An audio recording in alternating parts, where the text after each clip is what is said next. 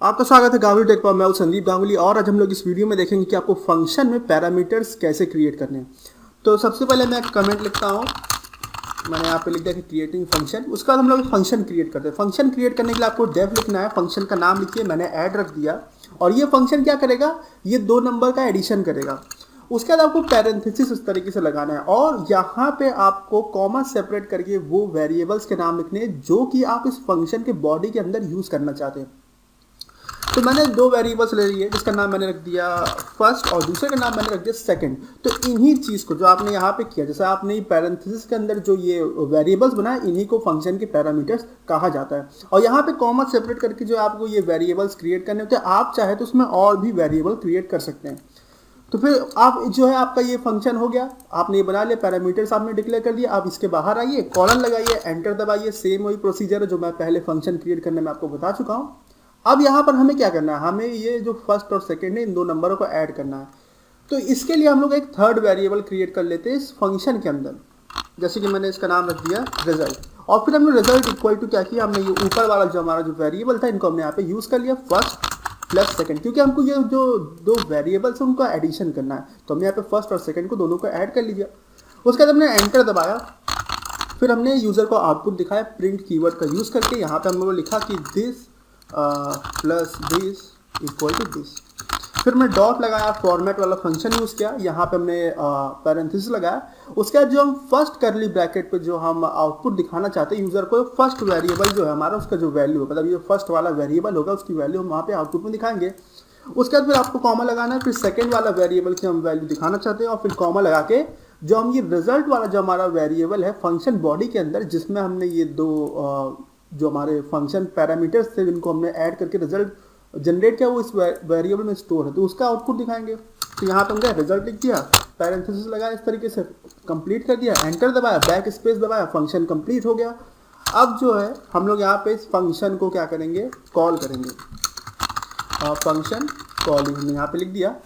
फिर हम लोगों ने क्या किया, फिर हम लोगों ने ऐड लिखा, सेम वैसे ही जैसा आपका पहला प्रोसीजर था। उसके बाद आपने ये पैरेंथेसिस लगाया, और उसके बाद आपको क्या करना है, इस फंक्शन के अंदर जितने भी आपने वेरिएबल्स क्रिएट किए, उतने वैल्यूज आपको यहाँ पास करनी होंगी कॉमा सेपरेट करके। मैंने यहाँ पे सबसे वाला जो वैल्यू दे दिया वो दे दिया 10, और दूसरा मैंने दे दिया जैसे 56।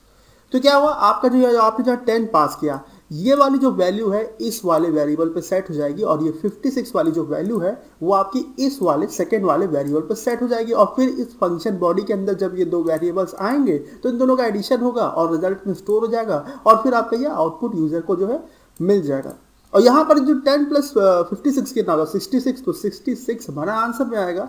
और मैं आपको एक बात और बता दूं कि जैसे कि आपने यहाँ पे देखा कि आपने यहाँ पे 2 वेरिएबल्स क्रिएट करें, तो आपको यहाँ पे 2 वैल्यूज ही पास करनी होगी। अगर आपने क्या किया, अगर आपने सिर्फ एक वैल्यू पास किया तो उससे एरर जनरेट होगा। लेकिन अगर आप ऐसा करना चाहते हैं तो इसके लिए भी एक तरीका होता है। वो तरीका ये होता है कि जो आप फंक्शन पैरामीटर्स है उनमें कुछ डिफॉल्ट वैल्यू सेट कर दें। जैसे कि मैंने यहाँ पे सेकंड की वैल्यू अगर मान लीजिए मैंने सेट कर दी 0, तो इस तरीके से अगर आप वैल्यू सेट कर देते हैं तो उस केस में आप इस तरीके से मतलब एक वैल्यू भेज सकते हैं। इसमें क्या होता है कि जो 10 होगा वो फर्स्ट पे सेट हो जाएगा, 10 वाली जो आपने वैल्यू दी है वो फर्स्ट वाले आपके वेरिएबल पे सेट हो जाएगा, और जो सेकंड वाला वेरिएबल है उसमें तो आपने वैल्यू पास ही नहीं करी तो 0 सेट हो जाएगा।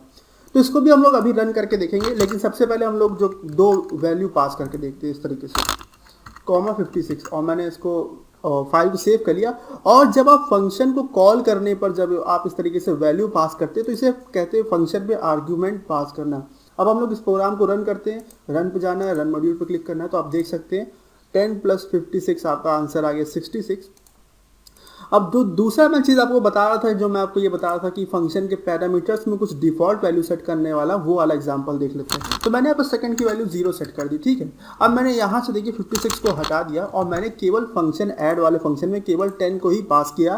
तो इससे क्या होगा, जो 10 है वो आपका फर्स्ट पे स्टोर हो जाएगा और सेकंड की जो डिफॉल्ट वैल्यू 0 सेट हो जाएगी अगर आपने यहाँ पास नहीं किया है तो।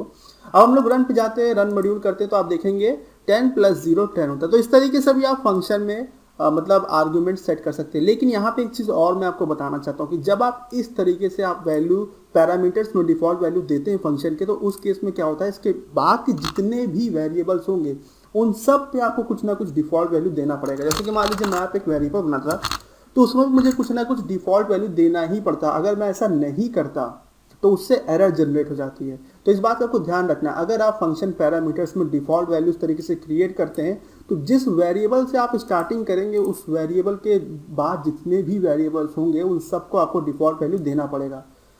इस बात का आपको ध्यान रखना है।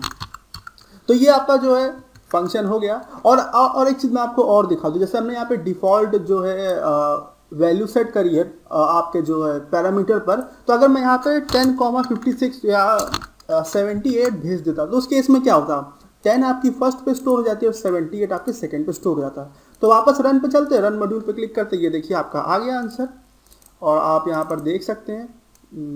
ये देखिए क्या हुआ, 10 की वैल्यू आपके फर्स्ट पे सेट हो गई, 78 वाली वैल्यू सेकंड पे सेट हो गई, फिर दोनों ऐड हो गए, 88 हो गया, वो आपका आंसर में आ गया।